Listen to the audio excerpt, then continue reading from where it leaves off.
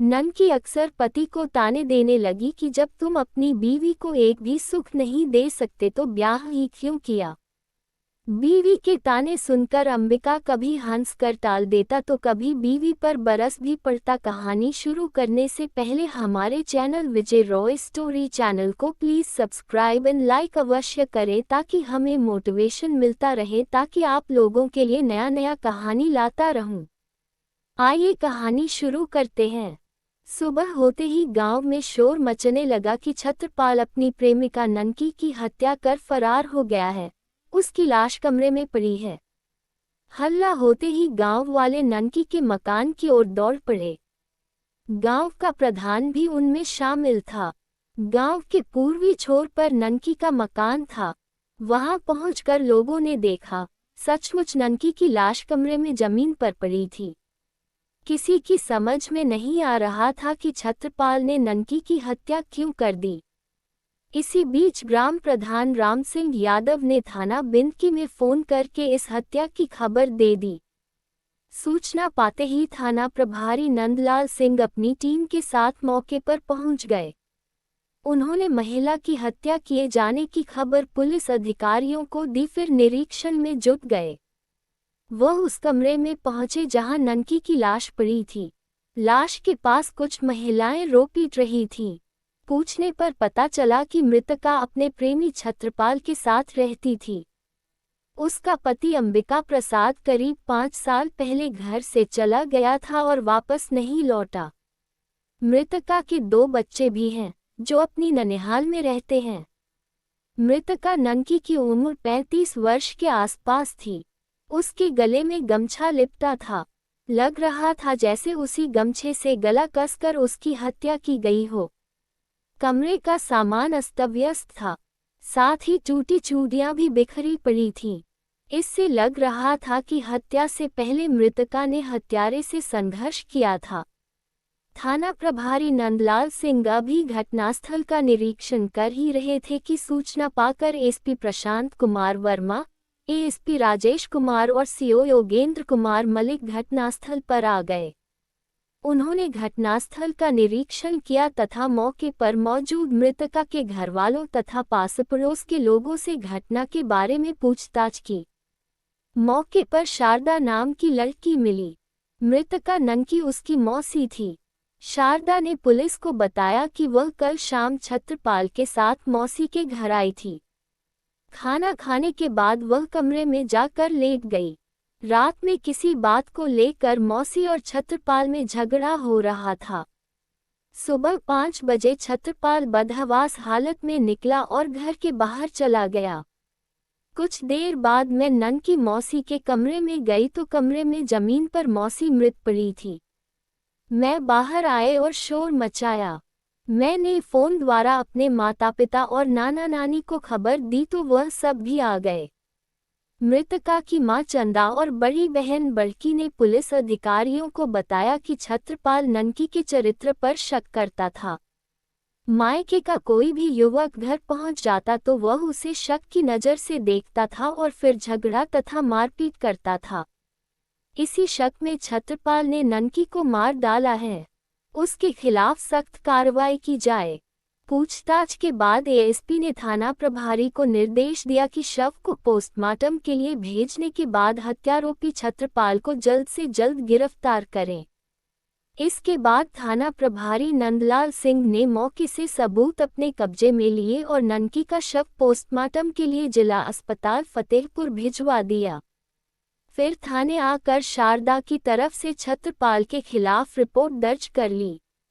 Report दर्ज होते ही थाना प्रभारी ने हत्यारोपी छत्रपाल की तलाश शुरू कर दी। उन्होंने उसकी तलाश में नाते रिश्तेदारों के घर सरसौल, बिंदकी, खागा और अमौली में छापे मारे, लेकिन छत्रपाल वहां नहीं मिला। तब उसकी टोह में मुखबिर लगा दिए। 29 मई 2020 की शाम 5 बजे खास मुखबिर के जरिए थाना प्रभारी नंदलाल सिंह को पता चला कि हत्यारोपी छत्रपाल इस समय बिंदकी बस स्टैंड पर मौजूद है। शायद वह कहीं भागने की फिराक में किसी साधन का इंतजार कर रहा है। ये खबर मिलते ही थाना प्रभारी आवश्यक पुलिस बल के साथ बस स्टैंड पहुंच गए। पुलिस जीप रुकते ही बेंच पर बैठा एक युवक उठा और तेजी से सड़क की ओर भागा। शक होने पर पुलिस ने उसका पीछा किया और राम जानकी मंदिर के पास उसे दबोच लिया। उसने अपना नाम छत्रपाल बताया। पूछताछ के लिए पुलिस उसे थाने ले आई। थाना प्रभारी नंदलाल सिंह ने जब उससे ननकी की हत्या के बारे में पूछा तो वह साफ मुकर गया, लेकिन जब थोड़ी सख्ती बरती तो वह टूट गया और हत्या का जुर्म कबूल कर लिया। उससे की गई पूछताछ में ननकी की हत्या के पीछे की कहानी अवैध रिश्तों की बुनियाद पर गढ़ी हुई मिली। उत्तर प्रदेश के फतेहपुर जनपद का एक व्यापारिक कस्बा है अमौली। इसी कस्बे में चंद्रभान अपने परिवार के साथ रहता था। उसके परिवार में पत्नी चंदा के अलावा 2 बेटियां बड़की व ननकी और एक बेटा मोहन था। चंद्रभान कपड़े का व्यापार करता था। इसी व्यापार से होने वाली कमाई से वह अपने परिवार का भरण पोषण करता था। चंद्रभान की बड़ी बेटी बड़की जवान हुई तो उसने उसका विवाह खागा कस्बा निवासी हरदीप के साथ कर दिया। बड़की से 4 साल छोटी ननकी थी। बाद में जब वह भी सयानी हुई तो वह उसके लिए भी सही घरबार ढूंढने लगा। आखिर उनकी तलाश अंबिका प्रसाद पर जाकर खत्म हो गई। अंबिका प्रसाद के पिता जगतराम फतेहपुर जनपद के गांव शाहपुर के रहने वाले थे। उनके 2 बेटे शिव प्रसाद व अंबिका प्रसाद थे। शिव प्रसाद की शादी हो चुकी थी। वह इलाहाबाद में नौकरी करता था और परिवार के साथ वहीं रहता था। उनका छोटा बेटा अंबिका प्रसाद उनके साथ खेतों पर काम करता था। चंद्रभान ने अंबिका को देखा तो उसने उसे अपनी बेटी ननकी के लिए पसंद कर लिया। बात तय हो जाने के बाद 10 जनवरी 2004 को ननकी का विवाह अंबिका प्रसाद के साथ हो गया। अंबिका प्रसाद तो सुंदर बीवी पाकर खुश था, लेकिन ननकी के सपने ढह गए थे, क्योंकि पहली रात को ही वह पत्नी को खुश नहीं कर सका। वह समझ गई कि उसके पति में इतनी शक्ति नहीं है कि वह उसे शारीरिक सुख प्रदान कर सके। समय बीतता गया और ननकी पूजा और राजू नाम के 2 बच्चों की मां बन गई। बच्चों के जन्म के बाद परिवार का खर्च बढ़ गया। पिता जगतराम की भी सारी जिम्मेदारी अंबिका प्रसाद के कंधों पर थी, अतः वह अधिक से अधिक कमाने की कोशिश में जुट गया। अंबिका ने आय तो बढ़ा ली, लेकिन जब वह घर आता तो थकान से चूर होता। ननकी पति का प्यार चाहती थी, लेकिन अंबिका पत्नी की भावनाओं को नहीं समझता। कुछ साल इसी अशांति एवं अतृप्ति में बीत गए। इसके बाद ननकी अक्सर पति को ताने देने लगी कि जब तुम अपनी बीवी को एक भी सुख नहीं दे सकते तो ब्याह ही क्यों किया। बीवी के ताने सुनकर अंबिका कभी हंसकर टाल देता तो कभी बीवी पर बरस भी पड़ता। इन सब बातों से त्रस्त होकर ननकी ने आखिर देहरी लंघ दी। उसकी नजरें छत्रपाल से लड़ गईं। छत्रपाल ननकी के घर से 4 घर दूर रहता था। उसके माता पिता का निधन हो चुका था। वह अपने बड़े भाई के साथ रहता था और मेहनत मजदूरी कर अपना पेट पालता था। ननकी के पति अंबिका प्रसाद के साथ वह मजदूरी करता था, इसलिए दोनों में दोस्ती थी। दोस्ती के कारण छत्रपाल का अंबिका के घर आना जाना था। वह ननकी को भाभी कहता था। हंसमुख व चंचल स्वभाव की ननकी छत्रपाल से काफी हिलमिल गई थी। देवर भाभी होने से उसका मजाक का रिश्ता था। ननकी का खुला मजाक और उसकी आंखों में झलकता वासना का आमंत्रण छत्रपाल के दिल में उथल पुथल मचाने लगा। वह ये तो समझ चुका था कि भाभी उससे कुछ चाहती है, लेकिन अपनी तरफ से पहल करने की उसकी हिम्मत नहीं हो रही थी। दोनों खुलकर एक दूसरे से छेड़छाड़ व हंसी मजाक करने लगे। इसी छेड़छाड़ में एक दोपहर दोनों अपने आप पर काबू न रख सके और मर्यादा की सीमाएं लंघ गए। उस रोज छत्रपाल पहली बार नशीला सुख पाकर फूला नहीं समा रहा था। ननकी भी कम उम्र का अविवाहित साथी पाकर खुश थी। बस उस रोज से दोनों के बीच ये खेल अक्सर खेला जाने लगा। कुछ समय बाद छत्रपाल रात को भी चुपके से ननकी के पास आने लगा। ननकी के लिए अब पति का कोई महत्व नहीं रह गया था। उसकी रातों का राजकुमार छत्रपाल बन गया था। छत्रपाल जो कमाता था वह सब ननकी पर खर्च करने लगा था। साल सवा साल तक ननकी व छत्रपाल के अवैध संबंध बेरोक-टोक चलते रहे और किसी को भनक तक नहीं लगी। अपनी मौज में वह भूल गए कि इस तरह के खेल ज्यादा दिनों तक छिपे नहीं रहते। इनके मामले में भी यही हुआ ये कि एक रात पड़ोसन रामकली ने चांदनी रात में आंगन में रंगरलियां मना रहे छत्रपाल और ननकी को देख लिया। फिर तो उन दोनों की चर्चा पूरे गांव में होने लगी। अंबिका प्रसाद पत्नी पर अटूट विश्वास करता था।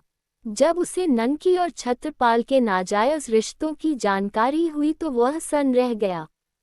इस बाबत उसने ननकी से जवाब तलब किया। ननकी भी जान चुकी थी कि बात फैल गई है, इसलिए झूठ बोलना या कुछ भी छिपाना फिजूल है। लिहाजा उसने सच बोल दिया। जो तुम बाहर से सुनकर आए हो वह सब सच है। मैं बेवफा नहीं हुई, बस छत्रपाल पर मन मचल गया। ननकी, शायद तुम्हें अंदाजा नहीं कि मैं तुम्हें कितना चाहता हूँ। अंबिका प्रसाद बोला, मैं तुम्हारी गली माफ कर दूंगा, बस तुम छत्रपाल से रिश्ता तोड़ लो। बदनाम न हुई होती तो जरूर रिश्ता तोड़ लेती। अब मैं गुनहगार बन चुकी हूँ, इसलिए अब उसे नहीं छोड़ सकती। अंबिका प्रसाद ने पत्नी को सही राह पर लाने की बहुत कोशिश की, मगर कामयाब नहीं हुआ। एक रात तो अंबिका ने ननकी और छत्रपाल को अपने घर में ही आपत्तिजनक हालत में देख लिया। अंबिका ने इसका विरोध किया तो शर्मसार होने के बजाय ननकी और छत्रपाल उसी पर हावी हो गए। जो आज देखा है वह हर रात देखोगे। देख सको तो घर में रहो, न देख सको तो घर छोड़कर कहीं चले जाओ। ननकी की सीना जोरी पर अंबिका प्रसाद दंग रह गया। वह घर के बाहर आ गया और माथा पकड़कर चारपाई पर बैठ गया। इस वाकये के बाद अंबिका को पत्नी से नफरत हो गई। अंबिका आंखों के सामने पत्नी की बदचलनी के ताने भला कब तक बर्दाश्त करता। अतः जनवरी 2015 में ऐसे ही एक झगड़े के बाद उसने घर छोड़ दिया और गुमनाम जिंदगी बिताने लगा। अंबिका प्रसाद के घर छोड़ने के बाद छत्रपाल उसके घर पर कुंडली मारकर बैठ गया। उसने उसकी जर, जोरों और जमीन पर भी कब्जा कर लिया। ननकी अभी तक उसकी प्रेमिका थी, किंतु अब उसने ननकी को पत्नी का दर्जा दे दिया। यद्यपि छत्रपाल ने ननकी से न तो कोर्ट मैरिज की थी और न ही प्रेम विवाह किया था। ननकी की बेटी अब तक 10 साल की उम्र पार कर चुकी थी, जबकि बेटा 5 साल का हो गया था। दोनों बच्चे छत्रपाल की अय्याशी में बाधक बनने लगे थे, अतः वह दोनों को पीटता था। ननकी को बुरा तो लगता था, पर वह मना नहीं कर पाती थी। बच्चों पर बुरा असर न पड़े, इसलिए ननकी ने दोनों बच्चों को अपनी मां के पास भेज दिया। बच्चे चले गए तो ननकी और छत्रपाल के मिलन की बाधा दूर हो गई। अब वे स्वतंत्र रूप से रहने लगे। ननकी और छत्रपाल को साथ साथ रहते 4 साल बीत चुके थे। इस बीच न तो ननकी का पति अंबिका प्रसाद वापस घर लौटा और न ही ननकी ने उसकी कोई सुध ली। वह कहाँ है, किस परिस्थिति में है, इसकी जानकारी न तो ननकी को थी और न ही किसी सगे संबंधी को। ननकी बच्चों से मिलने मायके अमौली जाती थी, फिर वहां कई दिन तक रुकती थी।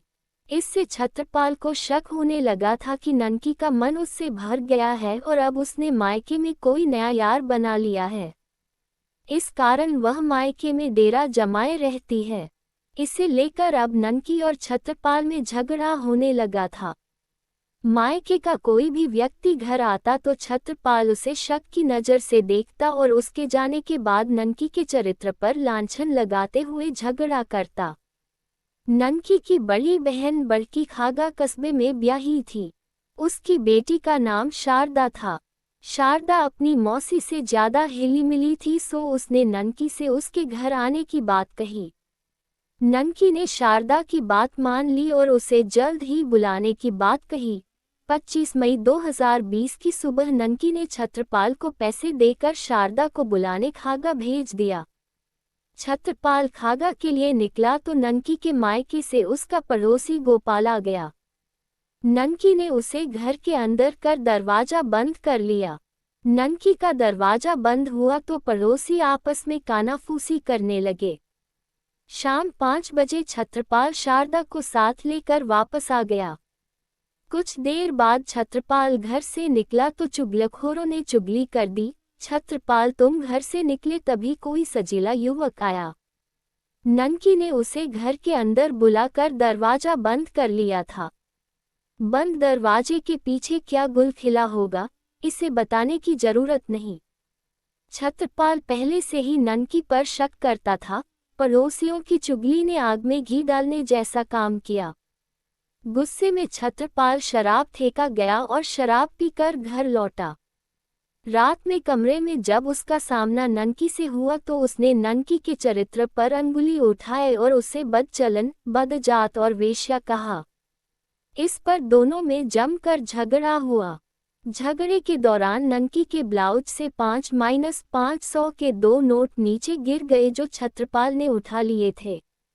अब उसे पक्का विश्वास हो गया कि यह नोट अय्याशी के दौरान घर पर आए उस युवक ने दिए होंगे। शक का कीड़ा दिमाग में कुलबुलाया तो छत्रपाल का गुस्सा 7वें आसमान जा पहुंचा। उसने ननकी को जमीन पर पटक दिया और फिर गमछे से गला कसने लगा। ननकी कुछ देर तड़पी फिर सदा के लिए शांत हो गई। हत्या करने के बाद छत्रपाल कमरे से निकला और फरार हो गया। छत्रपाल से पूछताछ करने के बाद थाना प्रभारी नंदलाल सिंह ने 30 मई 2020 को छत्रपाल को फतेहपुर कोर्ट में रिमांड मजिस्ट्रेट पी.के. राय की अदालत में पेश किया, जहां से उसे जिला जेल भेज दिया। कथा संकलन तक उसकी जमानत स्वीकृत नहीं हुई थी। मृतका के बच्चे अपने नाना नानी के पास रह रहे थे।